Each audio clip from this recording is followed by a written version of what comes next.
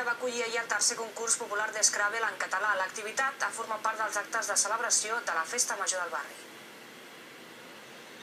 El Club d'Scrabble de l'Hospitalet va organitzar un campionat d'aquest joc de tauler que consisteix en acumular la màxima puntuació possible formant paraules, en aquest cas en català.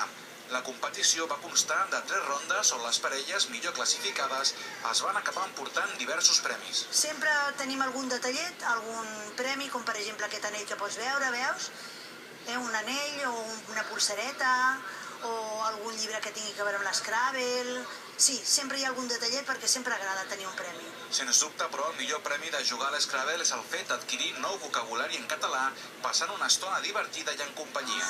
Intentant passar-t'ho bé i divertint-te, resulta que alhora estàs aprenent paraules noves que potser no se t'haguessin acudit mai. I a més, les pots comprovar si són correctes, si no són correctes. Els qui juguen habitualment a l'Scrabble asseguren que enganxa, ja que sempre descobreixes paraules noves i sense adonar-te practiques la llengua. Al principi no sabia com jugar i això, i em van explicar com fer noves paraules i ajuntar lletres per fer un Scrabble.